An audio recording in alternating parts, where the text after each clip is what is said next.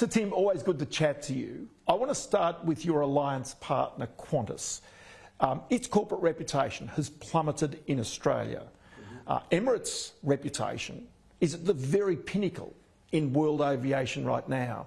Have you been at all embarrassed by your partner Qantas over the past 12 to 18 months? No, I think Qantas has had a torrid time. COVID was a disruptor that the global economy has never seen. Qantas was not immune from the effects of that. And what happened, okay. When you look at the pace at which Australia opened up post-COVID, it bore no resemblance to what the rest of the world was doing. After all, here in Victoria, they were closed for a long time. So if you're trying to run a domestic operation, an international operation, given that it's a public listed company and given that they had all the financial parameters that they had to meet, not the least of which was survival, I thought at the time that Alan was doing quite a good job. The Qantas brand is so important to the Australians. It's always tickled me that, you know, airlines are so important to the identity of the communities or the people of the countries that you don't see it in mining, you don't see it in banking, you don't see it in maritime, you don't see it in all the other things. But airlines have to be. So the ebb and flow of luck or judgment or whatever it is that determines the future of an airline driven by its management are always judged by the communities in which they serve. So I think what happened there is that they had a sort of triple storm of things happening to them, which we as the airline community also faced. I never doubted that Qantas, which as I've said many times, I used to fly on them in 1958 on Super Constellations. So this brand has been around for a long time. It's been a leader in aviation circles. People like Alan, when he came out of Jetstar and picked up the reins in Qantas, he went through torrid times then, but he actually did a good job, and he at times he was the hero in the media here. So, but he was the villain at the end. You'd admit that. Of course, you know, whether or not that's the truth, I don't know. It's for other people to judge. I respected the man as an airline leader, as the thought leader in the whole business. He was well respected by his peer group. But what happened, and now we have a new leadership team in Qantas who are utterly focused, laser focused on placating the concerns of the travelling public in Australia, restoring the brand to its former glory by doing the basics that people want. And talking to Vanessa and the team over the last few days, it's clear to me that they are not going to compromise on that. So I think eventually where Qantas used to be up there as one of the top brands, it'll get there, and sooner rather than later. And the rest will be history. Just move on. And for us, we're vested in Qantas's success and what it does. We're a firm believer that it was the right move that we took all those years ago.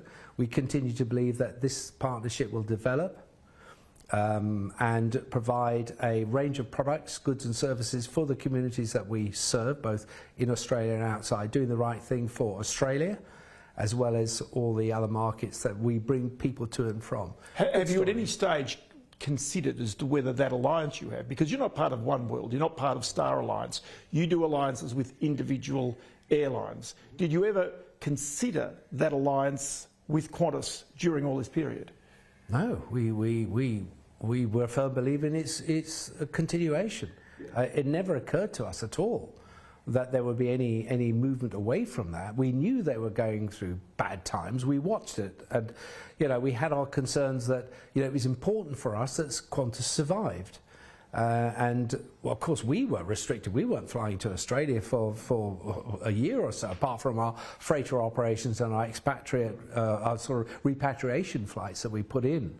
And we did it latterly in the Israeli problems that we brought the Australian community out of that. But in terms of the importance of Australia to us, the importance of the relationship with Qantas to us, it is a bedrock on what we do. And as a result of all of this, over the years that we've been doing it, we're now into about 11, 12 years of this.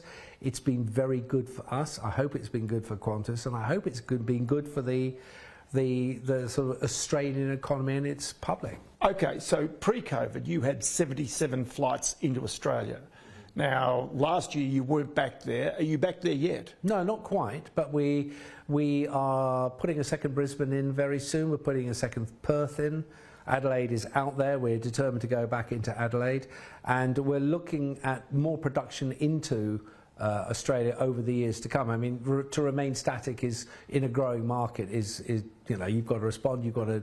Okay, so on that one, you have a maximum of 105 flights a week into Australia.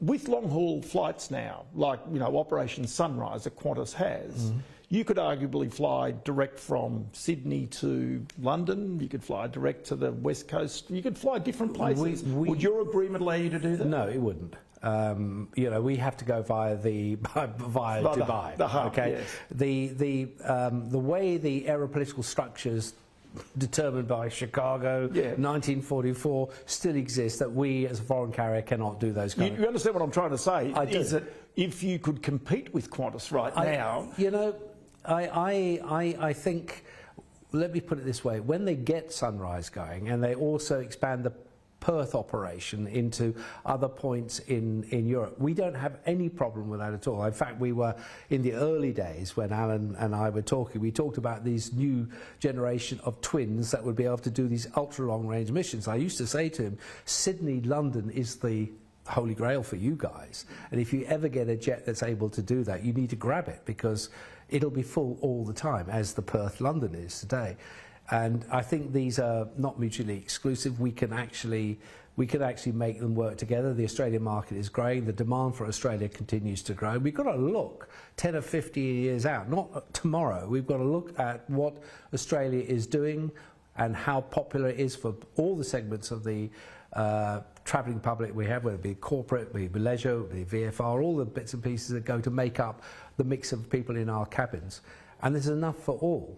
And I think as Qantas restores its operations outside Australia using these kind of jets, it's mutually beneficial to everybody. It's accommodating us and them at the same time as accommodating the demand for travel into Australia. Okay, then go to Dubai, and that was the vision many, many years ago, decades ago, to use Dubai as the centre, as the hub, to transform the Emirates, for starters, their economies, but also to see it as the centre of the world from an aviation point of view. Hindsight being hindsight with these long-haul aircraft now, it was prescient, wasn't it? It was, and I think in many respects we defined what the future was going to look like.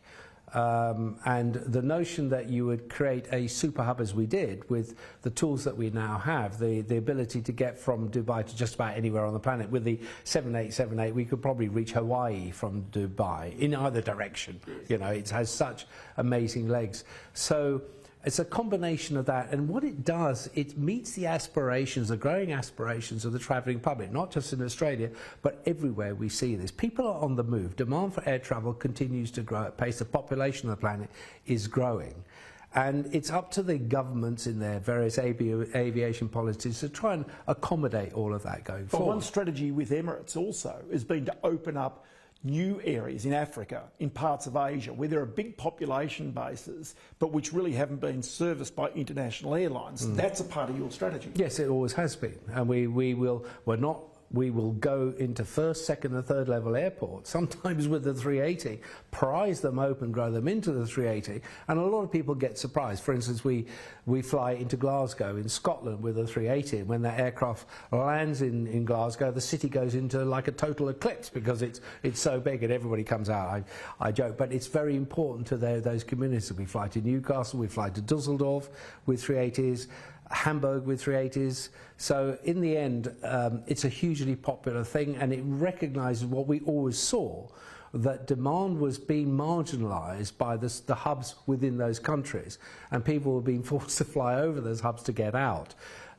So we just went to the regions and the areas that we knew where the market was, and grew those. And we've done that in Africa, we've done that in North America, South America, and Asia, of course. And there's one other aspect of this, is that the demand for travel is there, but certainly your premium fares, especially business class fares, remain elevated. But the reality is that your premium economy product has gone gangbusters, including here in Australia. That is true. And look, we've been fairly bold about that, as we always are. We created 56-seat premium economy cabins on the main deck.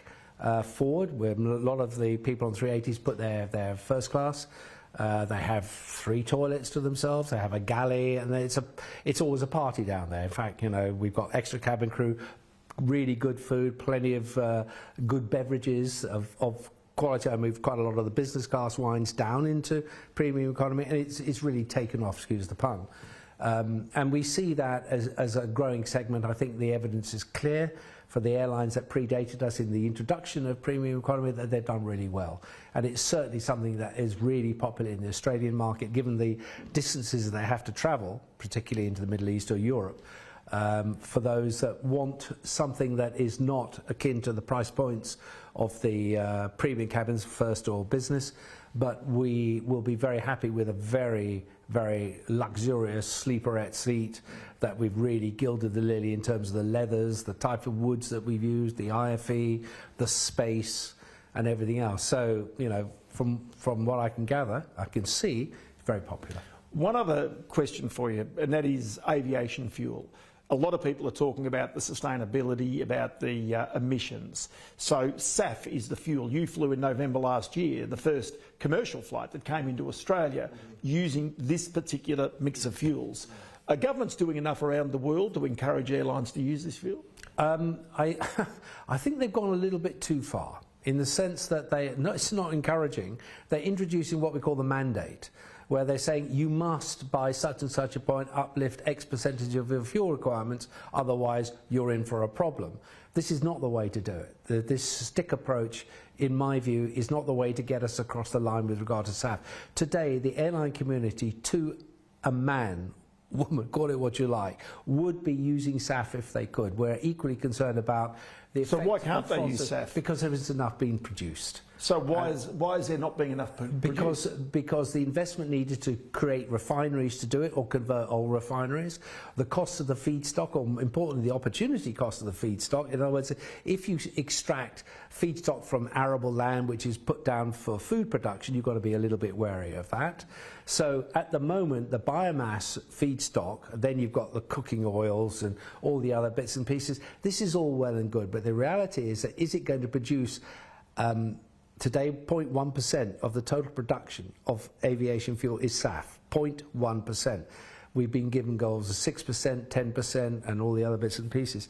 We would be the first to grab it. As you say, we demonstrated that we can fly the aeroplanes on stuff that's come out of cooking oil or whatever you like. The scalability of what they're talking about is, remember, 550 million tonnes was consumed per annum prior to COVID by the aviation community. 0.1% is going nowhere. 10%, 55 million, but it continues to grow. Demand for travel continues to grow. So we need to, first of all, face the reality of what we can do. Technology is moving at pace, particularly in power to liquid, hydrogen, and all the other bits and pieces. But whether that's going to deliver this in the timescale that everybody aspires to is a question of the science, the scalability, and the investment that comes into it, both from governments and the private sector. If the two are at odds as to who puts the money in, there's going to be a difficulty in all getting to where we need to be. And then, of course, the governments may say, well, not our problem. If you don't uplift 10% by such and such a point, we're going to fine you. We're going to fine the airports for not having the facilities to do it. We're going to fine the production companies for not producing the oil to fill the facilities that aren't there. And then eventually it comes full circle and it ends up being paid for by the consumer. That's not the way to do it. The way to do it is really get to grips with it, invest in the things that we need to do to get some modicum of SAF in the sense, but really the future is determined by technology which looks at alternative means other than what we're doing. But if you're going power to liquid and you want to get hydrogen, the power that takes is enormous. So you can only do that through, you won't get through that through alternative sources, solar, wind, etc. You need to go into things like nuclear. And nuclear will give you, modular nuclear energy will give you the ability to not only power what you need for a country, but also give you the power to do all these power to liquid transformations. But don't forget, hydrogen is not a mobile thing. If you're trying to get hydrogen production plants into tertiary manufacturing areas like the Ruhr, you've got to be able to distribute it, and therein lies issues with regard to how you do that. or do you co-locate those manufacturing plants close to the sources of manufacturing, or do you put them in where you might, for instance, get solar as well as nuclear, producing what you need to do it? I don't know. All those things are out there, but are we going to do it overnight? No. So I want to ask you one other question. SAF clearly provides reductions in emissions. So is SAF right now the answer, or is it using artificial intelligence in your planes to find airstreams that allow you to fly more efficiently, which you are doing? But we already do that. Yes. And you know, SAF will do what we know it will do today. We're already masters at perfecting how we fly our aircraft. For instance, I came down the other day, we went way south into the Indian Ocean, turned left and came across. We were just below Mach 1. The airspeed was 500, but the ground speed was pushing 700 miles an hour. So we're always looking for that, and the AI that we have in place today, we've had in place for quite a long time now. AI is nothing new. We've been using it in all our systems and enterprise analytics for quite a long time now. But we're perfecting the art of doing that. So, but again, you're under controls of air traffic control systems. They may be skewed by military activity, they might be skewed by general inefficiencies or national identity. If you fly over me, I want my money, and therefore you can go that way or that way or that way. You know, it's very difficult for us to get it right, but frankly, we're a lot better than we used to be. These aircraft have got great endurance, we've talked about that, so they can fly for much longer and can deal with all of this. And as we improve what we do, the ability to feed weather data into the aircraft to a better extent than we already do, causing track deviation to maximise the benefits of a weather condition, we will continue to do that. We always do that, but we could become better at doing it. But so our fuel emissions, it's a good story actually. Something that's never told is the reduction in fuel emissions that the aviation industry has done over the last 30, 40 years, but it kind of gets airbrushed from the narrative. It's a really good story. So Tim Clark, it's always good to chat to you, and many thanks for your time today. You're welcome.